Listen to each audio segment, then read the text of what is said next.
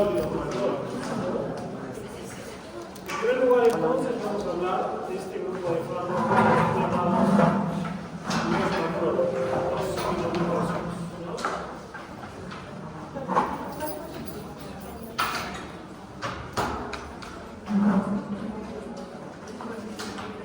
entonces,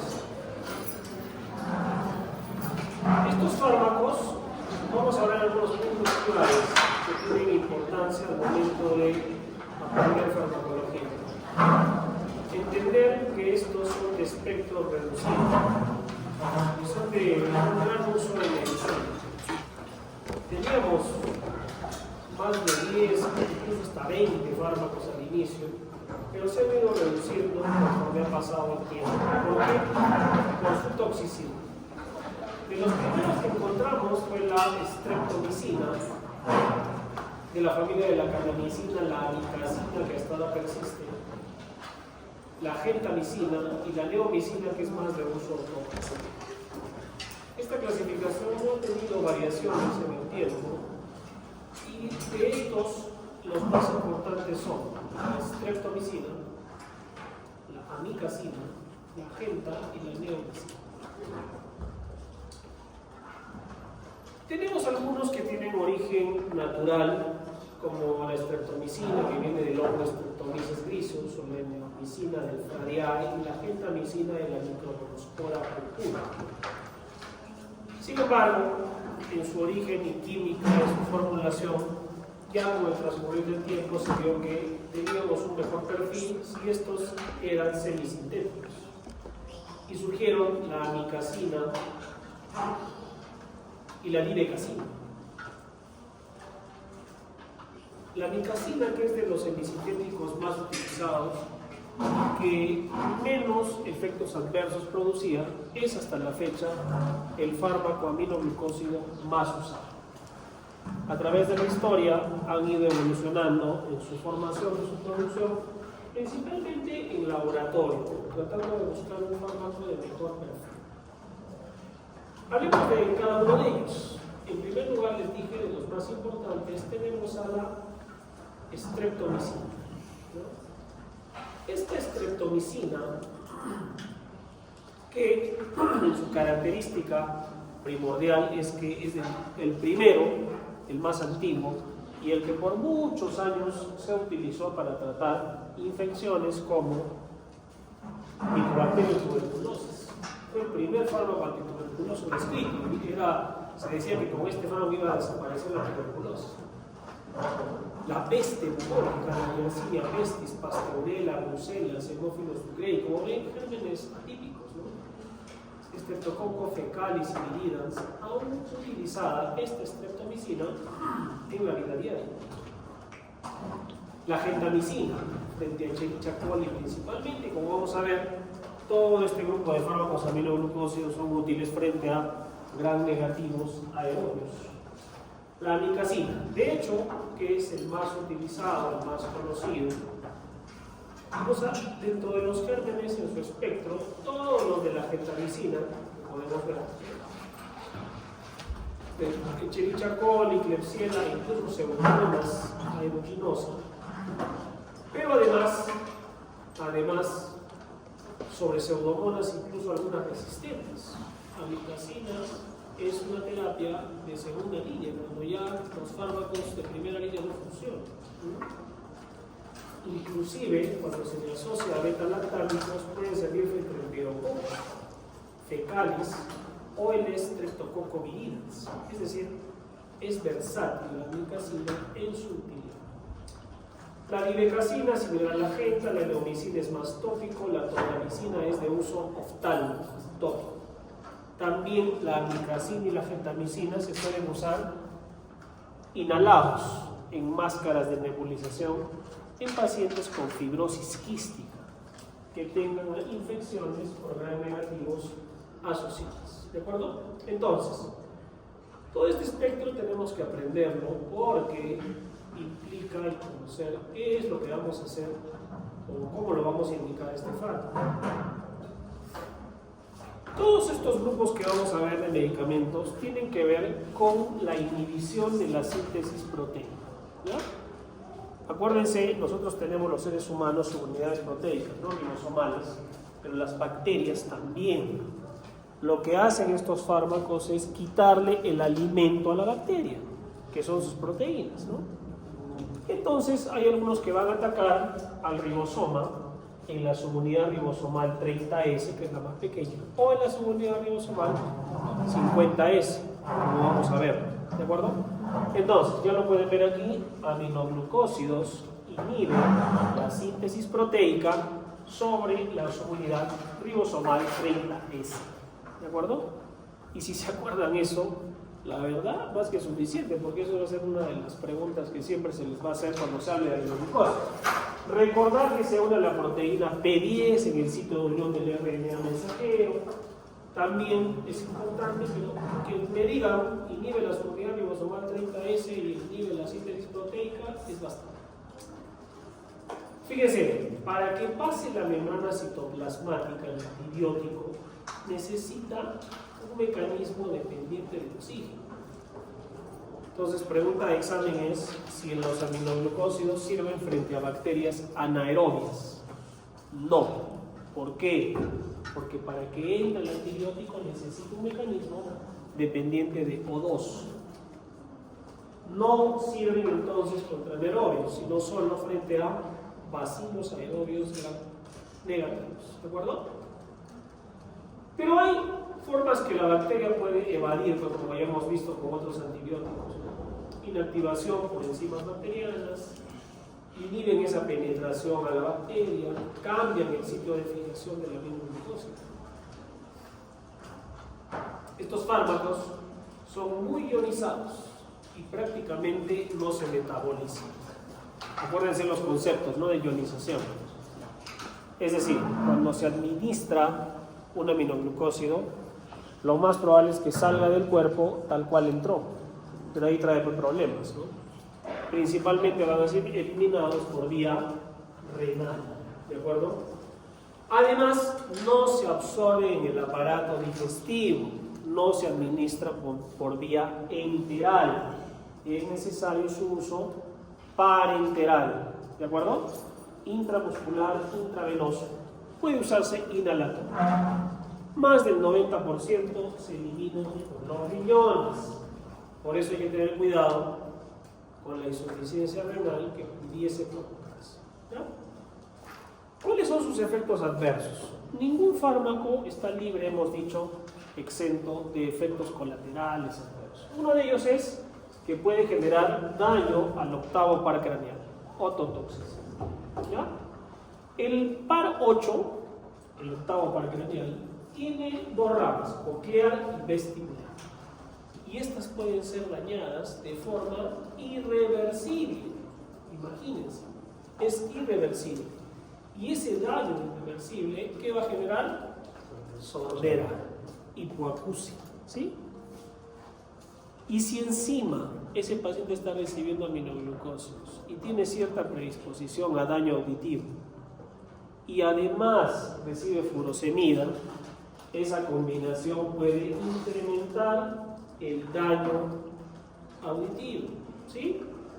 Aumenta el daño en ese paciente en sus oídos. En los riñones, felizmente este efecto puede ser reversible, porque las células renales pueden degenerarse, ¿sí? Pero tampoco no es que porque ya es reversible vamos a usar arista y siniestra y dañar el riñón. No, por eso se corrige por función renal. ¿Cómo así? Midiendo la depuración de creatinina, ¿sí? Entonces ya está descrito cuánto es la dosis según tal depuración de creatinina. Eso está escrito, ¿ok? El más nefrotóxico es neomicina, por eso es solo tópico. No se usa preparado parenteral. Y streptomicina es el menos nefrotóxico. Cuidado con los riñones. Puede generar bloqueo neuromuscular, miren, a nivel muscular, inhibe la captación presináptica de calcio. ¿Qué sucede? Hay pacientes que reciben aminoglucósidos y no se pueden mover o tienen mucha debilidad. Pudiese ser este efecto adverso. Ojo, acuérdense, Rara vez hipersensibilidad, aunque hay que tenerlo en cuenta. Entonces, hasta ahí, ¿cuáles serían las indicaciones de los aminoglucósidos? Principalmente, a ver, ustedes digan verdadero o falso. Infecciones por bacterias anaerobias. Falso. ¿Por qué? Porque necesita un transporte dependiente de oxígeno. ¿De acuerdo? Sirve frente a bacterias principalmente gram positivos. Falso. Sirve contra bacterias aerobias gram negativos. Dígame una bacteria gram negativa. Muy bien, la Escherichia coli. Otra, Klebsiella. Otra, Pseudomonas aeruginosa. Otra, Protus. ¿Sí? Y podemos seguir diciendo. ¿De acuerdo? ¿Y quiénes generan? ¿Qué infecciones generan las bacterias estas? Infecciones urinarias, digestivas, ¿sí? Hasta respiratorias. ¿Qué precaución debemos tener? 3 cosas eran, ¿no? ¿Cuáles eran las principales? Hasta 4, pero la 4 era rara. Primero, los oídos. Cuidado, es irreversible. Se queda sordo, se queda sordo. Segundo, nefrotoxicidad. Es reversible, pero hay que corregir por función renal, con la depuración de creatinina. ¿Ya? Tercero, bloqueo neuromuscular. Cuidado, paciente varón de 60 años que recibe amikacina por 10 días. De pronto refiere debilidad, no se puede parar de la cama. Probablemente sea un efecto adverso de este aminoglucósido. Rara vez reacciones alérgicas en piel. ¿Ya? Si tienes un paciente con miastenia gravis, no le vas a dar por ese riesgo. Cuidado, debe pasarse lento. Cuidado con paro respiratorio, muscular, ¿no? Enfermedades neuromusculares, lógicamente, hay que tener precaución. En gestantes, cuidado también. Cuidado con los riñones del bebito, del fetito. Si se usan, hay que usarlo en las dosis correctas, por el tiempo correcto y según la función renal de esa persona. No se manden a usar aminoglucósidos sin saber la función renal. ¿Ya? Preguntas sobre los aminoglucósidos. ¿Preguntas? Sí. Pero, por ejemplo, en caso, una pregunta del examen sea que están o sea, que no sirven absolutamente para gram positivos, eso es falso también. Sí, Claro. Pueden sinergizarse cuando se mezclan, sobre todo con penicilinas. Pueden recuperar cierta función, pero no son de primera línea. O sea, por ejemplo, tienes una infección por yo te pongo streptococo pneumoniae. ¿Le das amikacina? No, pues no sirve. De repente así mejor. No le vas a dar amikacina para tratar una neumonía por un gram positivo. No, ¿ya? ¿Alguna otra pregunta? Entonces, recapitulemos. Sabemos su clasificación, el origen. Esto apréndanme el espectro. Pregunta de hecho, mecanismo de acción. ¿Sí? Unidad ribosomal 30S. La resistencia, ¿se puede dar por vía oral? No. ¿Por qué? Porque es muy ionizado, no se absorbe, no sirve. Tiene que ser parenteral. Y los efectos adversos con sus indicaciones.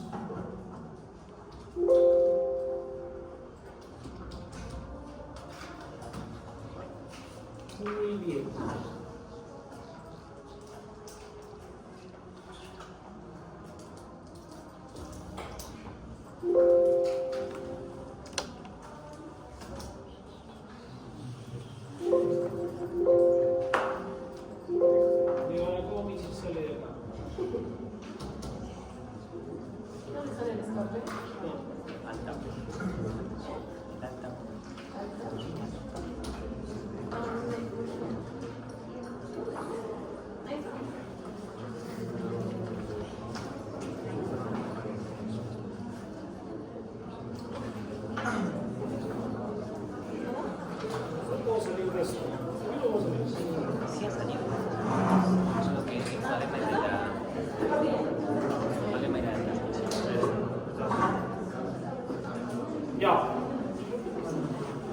Entonces, ahora vamos a hablar de las tetraciclinas.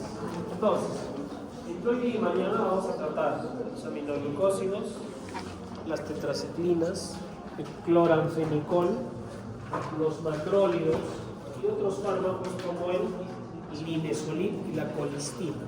¿Ya? Seguramente han escuchado algo de las tetraciclinas. Hablemos de algunas cosas. ¿Ya? Son bacteriostáticos y estos tienen un espectro antimicrobiano interesante frente a clamidia, riquezas, micoplasma, plasma, gérmenes atípicos. Y estos inhiben la subunidad proteica ribosomal 30S. ¿Aquí de qué se acuerdan? De los aminoglucósidos. Por eso no se ha juntado. Hay una mnemotecnia que les dije el semestre pasado. Bueno, a ustedes no. Ahora se las voy a decir para que se acuerden bien, ¿no? La mayoría se da por vía oral o parenteral. Fíjense cómo se clasifica. Primera, segunda y tercera generación. Desde la tetraciclina propiamente dicha, la doxiciclina y ya la pigeciclina de los más modernos. Son parenterales y de uso en cuidados intensivos. Miren su espectro.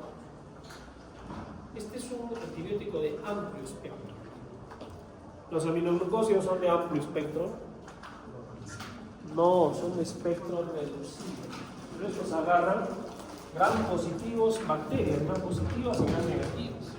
Estafilococo, streptococo, beta hemolítico, neumococo sensible a penicilina, que es raro, ¿no? Corynebacterium diphtheriae, el anthrax, Clostridium tetani, Haemophilus influenza, Clostridium tetani. Pigeciclina incluso tiene una actividad muy fuerte frente a aerobios gram negativos como pseudomonas aeruginosa. Pigeciclina es tratamiento de infecciones por pseudomonas resistente a los fármacos de primera línea. Una tetraciclina muy usada en cuidados intensivos. Pero además sirve frente a gérmenes atípicos como riquezas, micoplasmas, clamidias. ¿Y cuál es su mecanismo de acción? Inhibe la subunidad ribosomal 30S, bloqueando la formación de proteínas, de síntesis proteica. Su efecto es bacteriostático, similar a aminoglucósidos, pero no tienen el mismo espectro. Cuidado. ¿Puede haber resistencia? Todos los antibióticos ahora, todos tienen algún mecanismo de resistencia por las bacterias.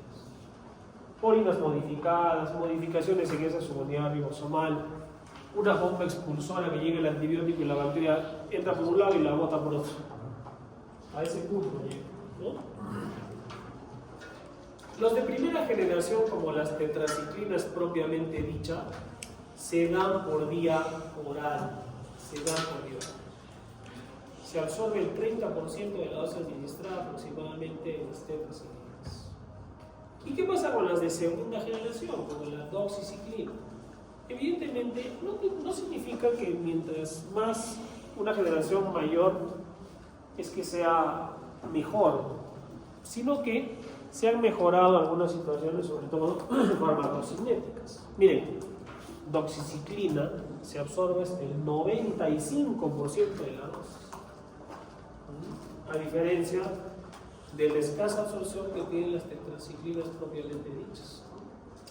Y miren, la tercera generación, como tigeciclina, no sirve por vía oral, es de uso parenteral, pero para bacterias resistentes, gram negativas resistentes como pseudomonas aeruginosa.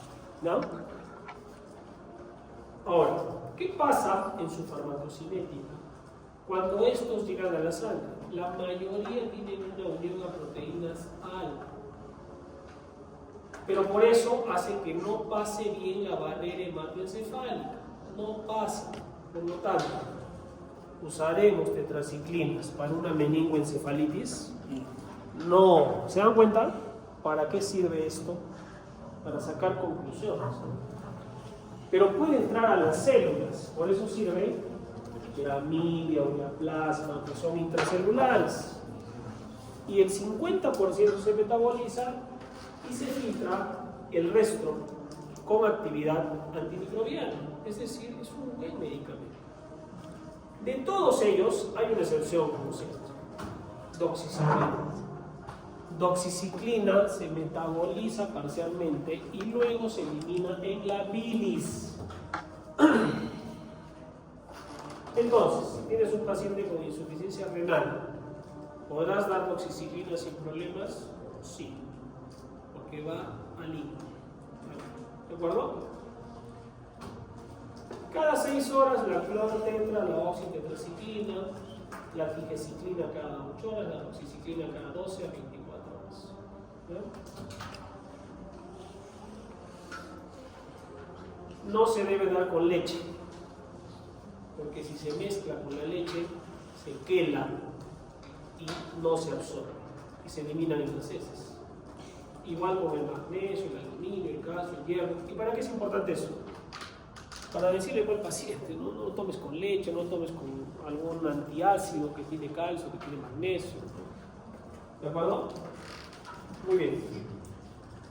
Pero como no, pareciera un fármaco casi excelente, ¿no? Pero tiene sus efectos adversos que lo limitan también en su uso. Puede producir daño hepático en gestantes. Cuidado con esto. Puede fijarse al calcio de los dientes de primera dentición y se forma una coloración negruzca que nunca sale. Se hace como un tatuaje.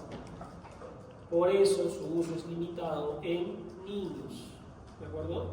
Niños, sobre todo en infantes. Además, se puede unir al cartílago de crecimiento y bloquea su desarrollo. No se usa en niños. ¿Ya? Puede producir dermatitis alérgicas y fotosensibilidad, pero también puede alterar la microbiota intestinal. La microbiota intestinal. Además, con efectos catabólicos y antianabólicos, por lo cual puede agravar un paciente que tenga insuficiencia renal y empeorar la urea. No lo usaremos, por lo tanto, en un paciente que esté urémico, ¿no? Entonces, tenemos un fármaco que sirve contra gram positivos, gram negativos, gérmenes atípicos, ¿no? Sus indicaciones, por lo tanto, son amplias. Infecciones respiratorias altas, difterias, tétanos, chancroide, brucelosis de primera línea, tetraciclinas, tifus, neumonía por gérmenes atípicos, linfogranuloma venéreo, y esto es interesante, hay una bacteria que produce el acné, que es el Propionibacterium acnes. Se da tetraciclinas como la tetraciclina propiamente dicha para pacientes con acné severo. No porque le sale un granito ya debe tomar tetraciclinas, ¿no? Pero hay acné severos que pueden necesitar uso de este tipo de antibióticos, ¿no? ¿En quién no le daría? ¿Le daría a una gestante? Prohibir niños menores de 8 años. Si está un paciente urémico hasta las patas con insuficiencia renal, no, excepto ¿cuál? Doxiciclina, porque tiene metabolismo hepático. ¿Y por qué no le dan a la gestante? Puede pasar insuficiencia hepática. Puede generar insuficiencia hepática. Y si le das, y el bebito nace, pucha, cargado de tetraciclina, sus dientecitos se le van a poner negros. Y ya no sale eso. ¿De acuerdo? Entonces, las tetraciclinas son medicamentos, es un antibiótico muy utilizado a la fecha, pero tiene sus indicaciones precisas, ¿no? Tampoco no es que viene un paciente con una faringitis aguda y le das tetraciclinas, porque hay otros fármacos que preferimos, como los betalactámicos o los macrólidos que vamos a ver mañana, ¿sí?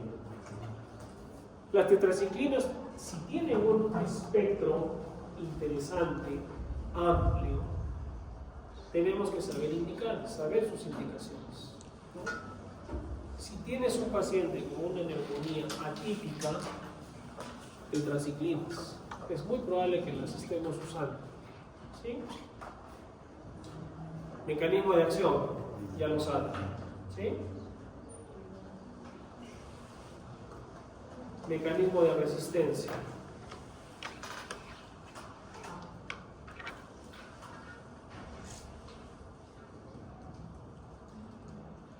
La doxiciclina es la excepción a la eliminación renal, ¿no? Y eso le da cierto beneficio en su uso, un poco más amplio, ¿no? Con menos temor en pacientes renales. Cuidado con la leche, si no se debe tomar conjuntamente con leche, compuestos de magnesio, aluminio, calcio y hierro. Cuidado, de acá se desprende, ¿no? Los niños menores de 8 años, las gestantes con problemas hepáticos, el niño por lo de los dientes y por la inhibición del crecimiento. ¿De acuerdo? Y aprendan de las indicaciones, son amplias, ¿no? Amplias, pero precisas, ¿no? Si les digo, tienes un paciente con brucelosis, ¿qué medicamento de los que hemos estudiado le daría? A, penicilinas, B, aminoglucósidos, C, tetraciclinas. ¿Ya? Y ni hablar de las contraindicaciones. ¿De acuerdo? Entonces, hay una mnemotecnia, se las voy a poner acá.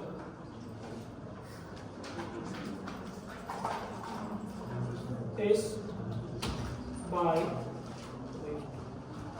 en inglés. Compra a 30 y vende a 50. ¿Ya? Esto lo vamos a transformar. Compra a 30 y el sell con sell a 50. De acá se va a desprender, escuchen. No voy a repetir. El AIT. ¿Qué es el AIT?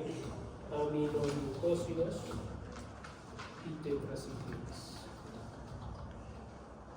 ¿Qué es eso? Actúan sobre la subunidad AT30, 30S. ¿Ya? 30, ¿sí? Y el CEL 50 de vendes, lo compras a 30 y vendes a 50, es una lógica. El CEL 50, ¿cuáles son? El cloranfenicol, la eritromicina, que son los macrólidos, la lincomicina y la clindamicina. Todos ellos actúan sobre la subunidad 50S. Bueno, la eritro serían los macrólidos, ¿no? ¿De acuerdo?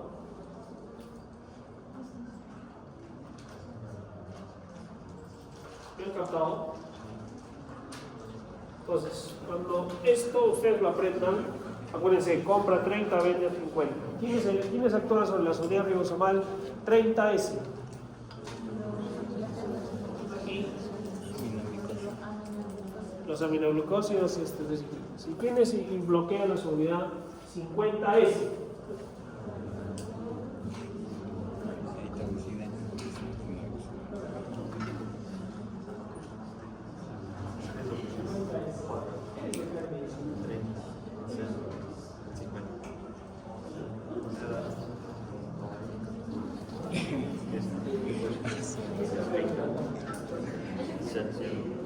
Sería cloranfenicol, eritromicina,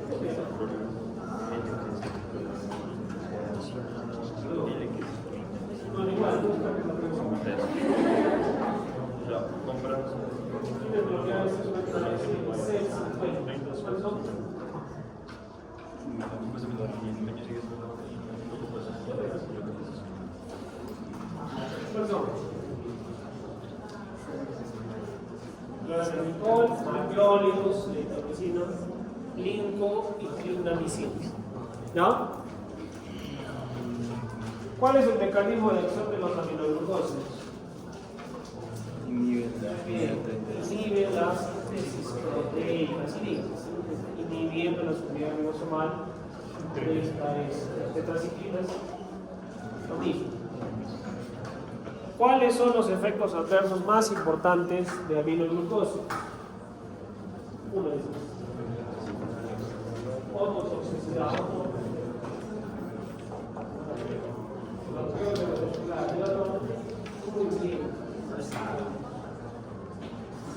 ¿Ya?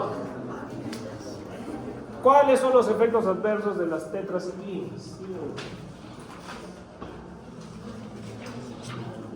Puede producir hepatotoxicidad en gestantes. ¿Qué más? Los dientes, el crecimiento, el cartílago de crecimiento. ¿Qué más? Aumenta la uremia en insuficiencia. Gastritis, la uremia en renales, excepto la toxiciclina. ¿Sí? La amicacina sirve frente a bacterias anaerobias.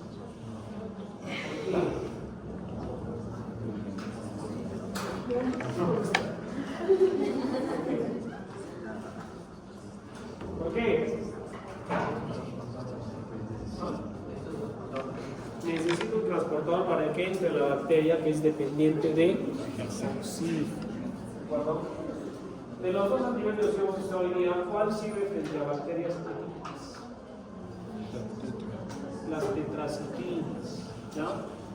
Si tienes un paciente que viene de Cusco y refiere que come todos los días queso y leche de cabra, ¿me sigue? Y de pronto empieza fiebre, y empieza a ser una fiebre ondulante y alta y con artralgias. ¿Cuál es el antibiótico de elección?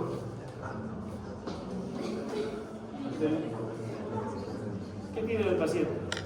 Brucelosis. Acuérdense, brucela, cabra. ¿Han probado la leche de cabra? En el Perú todas las cabras son contaminadas. Tendría que ser pasteurizadas, pero no se meta a comer queso ese. Yo tengo un paciente que cría cabras, ¿ya? Y años se fabrica sus quesos, su leche. Le dio brucelosis, hospitalizado. ¿O ustedes ya han hecho parasitología? No, microbiología, ¿cierto? Pues no le van a quedar mal anotando a mí. ¿Cuántos tipos de brucelas conoces? La doctora me dice que ustedes son...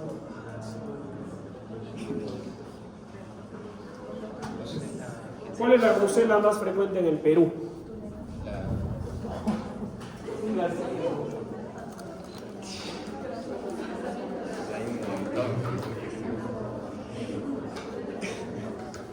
Brucela abortus. ¿Cuál es la otra? Melitensis. ¿Y la tercera?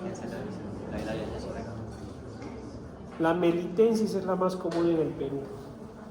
¿No? No, esa es Bartonella. Genselae. ¿Y qué produce la Bartonella Genselae? Es la enfermedad del arañazo de gato. Es otra cosa.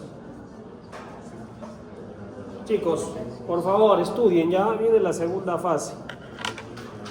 Acá o vivimos o morimos, acá ya nos definimos.